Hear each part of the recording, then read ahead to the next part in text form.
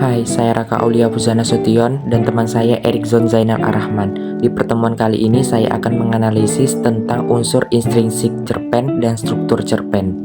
Pengertian cerpen. Cerpen merupakan suatu karya sastra dalam bentuk tulisan yang mengisahkan tentang sebuah cerita fiksi lalu dikemas secara pendek, jelas, dan ringkas. Cerpen biasanya hanya mengisahkan cerita pendek tentang permasalahan yang dialami satu tokoh saja. Cerpen juga bisa disebut sebagai fiksi prosa karena cerita yang disuguhkan hanya berfokus pada satu konflik permasalahan yang dialami oleh tokoh, mulai dari pengenalan karakter hingga penyelesaian permasalahan yang dialami oleh tokoh. Cerpen juga terdiri tidak lebih dari 10.000 kata saja. Unsur intrinsik cerpen. Unsur intrinsik adalah unsur pembangun dari dalam cerpen. Unsur intrinsik adalah unsur penting yang tidak boleh dilewatkan dalam karya sastra. Komponen-komponen. Pertama, tema. Tema adalah unsur intrinsik cerpen yang menjadi dasar cerita. Unsur intrinsik cerpen tema sering disamakan dengan ide atau tujuan utama cerita. Tema merupakan suatu unsur intrinsik cerpen yang menjadi sebuah ruh atau nyawa yang ada di dalam karya prosa seperti novel. Tema bisa disebut ide utama dalam membuat cerita, karena tema adalah penentu latar belakang dari cerita tersebut. Tema dalam unsur intrinsik cerpen berisikan gambaran luas tentang kisah yang akan diangkat sebagai cerita dalam cerpen, sehingga sangat penting memikirkan tema sebelum menulis cerpen. Kedua, tokoh atau penokohan. Dalam cerpen tentunya ada karakter yang menjadi tokoh dalam cerita. Tokoh-tokoh tersebut memiliki peran yang sangat penting untuk memperkuat alur cerpen dan membuat cerita menjadi lebih menarik. Proses dalam menciptakan karakter atau citra sebuah tokoh dalam cerpen disebut penokohan, yang biasa dikenal sebagai tokoh yang antagonis, protagonis, tritagonis, dan tokoh figuran. Melalui penggambaran dan perilaku tokoh tersebut, maka cerita dapat menjadi lebih dramatis dan menarik untuk dibaca. Ketiga, alur cerita. Pengertian alur cerita yaitu pola pengembangan suatu cerita yang terbentuk oleh hubungannya sebab sifatnya kronologis. Contoh alur dalam cerpen antara lain alur maju, mundur, dan campuran. Keempat, latar. Unsur intrinsik yang membentuk cerpen selanjutnya adalah latar atau yang biasa disebut dengan setting. Latar tersebut terbagi menjadi 3, yakni waktu, tempat, dan suasana. Kelima, sudut pandang. Sudut pandang adalah posisi pengarangnya dalam menyampaikan cerita. Sudut pandang pengarang terdiri 3, yakni sudut pandang orang pertama, kedua, dan ketiga. Paling sering, pengarang menggunakan sudut pandang orang pertama sebagai tokoh utama dan sudut pandang orang ketiga sebagai sosok serba tahu segala hal yang terjadi pada keseluruhan cerita. Keenam, gaya bahasa. Dialog. Naskah atau percakapan dalam cerita memiliki style atau gaya bahasa yang berbeda-beda, tergantung dari tema atau kategori cerpen yang ditulis. Ketujuh, amanat. Amanat adalah pesan yang ingin disampaikan pengarang kepada pembacanya. Umumnya, amanat dalam cerpen bersifat tersirat. Misalnya, tema cerita tentang perjuangan pahlawan akan berisi amanat tentang menumbuhkan sifat pantang menyerah dan semangat mempertahankan kemerdekaan. Contoh cerpen yang dianalisis adalah Ketika Laut Marah. Sudah 4 hari nelayan-nelayan tak bisa turun ke laut. Pada malam hari, hujan lebat turun, gemuruh gelombang. Tiupan angin kencang di kegelapan malam seolah-olah memberi tanda bahwa alam sedang murka, laut sedang marah. Bahkan bintang-bintang pun seolah tak berani menampakkan diri. Nelayan-nelayan miskin yang menggantungkan rezekinya pada laut setiap hari bersusah hati. Ibu-ibu nelayan terpaksa merelakan menjual emas simpanannya yang hanya 1-2 gram untuk membeli kebutuhan sehari-hari. Mereka yang tak punya benda berharga terpaksa meminjam pada lintah darat. Namun selama hari-hari sulit itu ada pesta di rumah Pak Yus. Tak ada yang menikah, tak ada yang ulang tahun, dan Pak Yus juga bukan orang kaya. Pak Yus hanyalah nelayan biasa seperti para tetangganya. Pada hari-hari sulit itu, Pak Yus menyuruh istrinya memasak nasi dan beberapa macam lauk pauk banyak-banyak.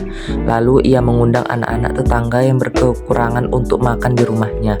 Dengan demikian, rengek tangis anak yang lapar tak terdengar lagi, diganti dengan perut kenyang dan wajah berseri-seri. Kini tibalah hari kelima. Pagi-pagi Ibu Yus memberi laporan, "Pak, uang kita tinggal 20.000. Kalau hari ini kita menyediakan makanan lagi untuk anak-anak tetangga, besok kita sudah tak punya uang. Belum tentu nanti sore Bapak bisa melaut." Pak Yus terdiam sejenak. Sosok tubuhnya yang hitam kukuh melangkah keluar rumah, memandang ke arah pantai dan memandang ke langit. Dan jauh di sana segumpal awan hitam menjanjikan cuaca buruk nanti petang. Kemudian ia masuk ke rumah dan berkata mantap, "Ibu pergi saja ke pasar dan berbelanja. Seperti kemarin, ajak anak-anak tetangga makan. Urusan besok jangan dirisaukan." Ibu Yus pergi ke dapur dan mengambil keranjang pasar. Seperti biasa, ia patuh pada perintah suaminya. Selama ini, Pak Yus sanggup mengatasi kesulitan apapun. Sementara itu, Pak Yus masuk ke kamar dan berdoa.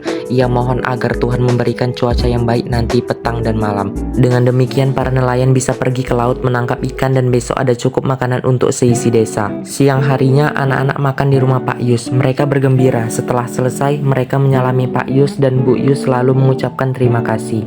"Pak Yus, apakah besok kami boleh makan di sini lagi?" Seorang gadis kecil yang menggendong adiknya bertanya. Matanya yang besar hitam memandang penuh harap. Ibu Yus tersenyum sedih. Ia tak tahu harus menjawab apa. Tapi dengan mantap, dengan suaranya yang besar dan berat, Pak Yus berkata, "Tidak, Titi, besok kamu makan di rumahmu dan semua anak ini akan makan enak di rumahnya masing-masing." Titi dan adiknya tersenyum. Mereka percaya pada perkataan Pak Yus. Pak Yus nelayan berpengalaman. Mungkin ia tahu bahwa nanti malam cuaca akan cerah dan para nelayan akan panen ikan.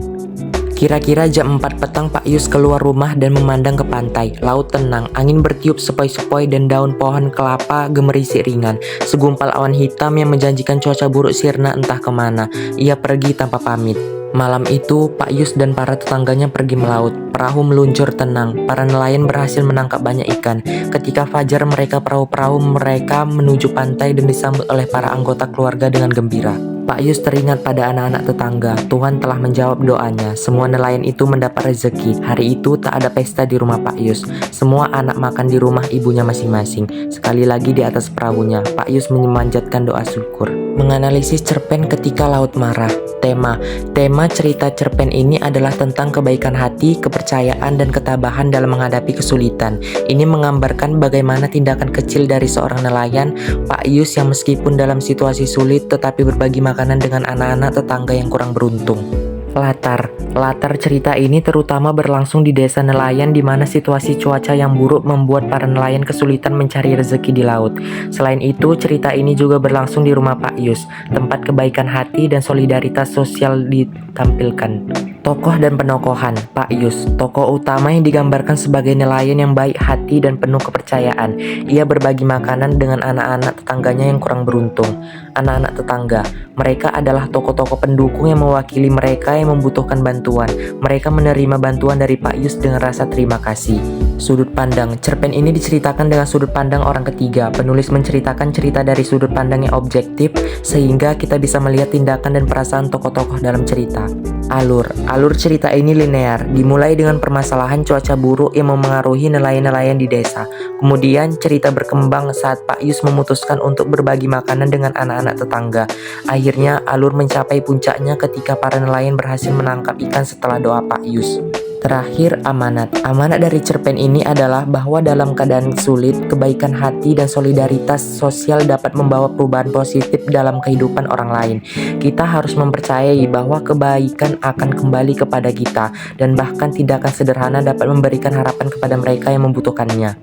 Struktur cerpen. Yang pertama, abstrak. Situasi sulit ketika cuaca buruk melanda daerah laut dan sekitarnya selama beberapa hari hingga para nelayan menghadapi kesulitan mendapatkan ikan, hingga di suatu desa terjadi bencana kelaparan. Yang kedua, orientasi. Cerpen mengambil tempat di wilayah pemukiman nelayan dengan suasana kehidupan nelayan sehari-hari. Yang ketiga, komplikasi. Akibat hujan lebat selama 4 hari, para nelayan tidak dapat melaut. Nelayan-nelayan miskin yang menggantungkan rezekinya pada laut setiap hari bersusah hati. Ibu-ibu nelayan terpaksa merelakan menjual emas simpanannya yang hanya 1-2 gram untuk membeli kebutuhan sehari-hari.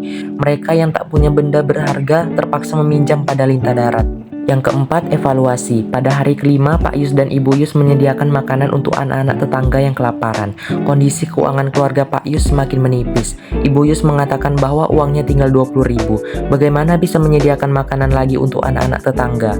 Yang kelima, resolusi. Pak Yus berusaha meyakinkan istrinya bahwa nanti sore cuaca akan cerah dan nelayan dapat melaut. Sambil berdoa, Pak Yus menetapkan keyakinan bahwa kesulitan warga akan segera berakhir. Sore harinya langit betul-betul cerah. Awan mendung yang tadinya terlihat di kejauhan seperti hilang entah kemana. Akhirnya para nelayan dapat melaut dan membawa banyak ikan keesokan harinya. Yang keenam, koda, bahwa setelah kesulitan pasti ada kemudahan. Ketika manusia percaya pada takdir Tuhan dan tidak berhenti berdoa, selain itu membantu orang saat sedang kesulitan, justru akan semakin membuka pintu rezeki. Sekian dan terima kasih.